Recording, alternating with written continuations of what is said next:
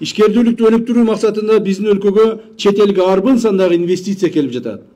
Мындагы биздин милдет ошондой инвесторлорго республикадан ыңгайлуу шарт түзүп, чыныгы өнөктөш экенибизге далил болуучу ак пейил, мыкты ишкердүүлүктү көрсөтүү менен экономикабызды чыңап алуу башкы милдетибиз.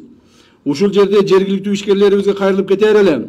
Бүгүнкү күндө мамлекет тарабынан сиздерге ыңгайлуу шарттарды түзүүдө, ошого себеп сиздер ар дайым мыйзам чегинде ак иштеп, чет элдик инвесторлордун ишениминен ажырабай, салык кепилдиктериңерди убагында аткарып, мамлекеттин казынасын толтурууда өз салымыңыздарды кошууга чакырамын. Белгилей кетер элем, Улуттук коопсуздук комитети жазалоочу орган эмес.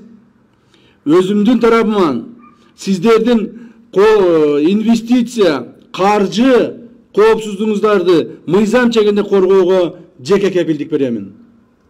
Урматтуу Улуттук коопсуздук мамлекеттик комитетинин кызматкерлери, биз инвесторлорду, жергиликтүү ишкерлерди колдошубуз керек, кубатташыбыз керек, коргошубуз керек. Жергиликтүү ишкер даже бир магазин иштетип атабы, бир кичинекей комок иштетип атабы, ошонун бардыгына биз жардам беришибиз керек. Кайдагы көчөдө бетин жуубаган бирөөлөр келип, аларды коркутуп, үркүтүп, 5-10 тыйын алып кеткенге эч кандай шарт түзбөшүбүз керек.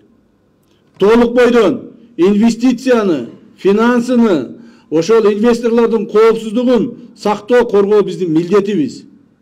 Ушуга көбүрөөк көңүлүңүздөрдү буруңуздар. Бир да ишкерге зыян келтирбестен аларды колдоого алабыз. Бул биздин урматтуу президентибиз Садыр Нуркожоевичтин биздин алдыбызга койгон талабы. Ишкерлерди коргой алсак, ишкерлерге жардам бере алсак, ишкерлердин кылган иштерине башкалардын тоскоолдуктарын алып сала турган болсок, ошондо гана Кыргызстаныбыз өнүгөт, өсөт. Урматтуу президентибиз Садыр Нуркожоевичтин дагы биздин алдыбызга койгон талабынын негизинде ушул маселелерди чечишибиз милдет бизге.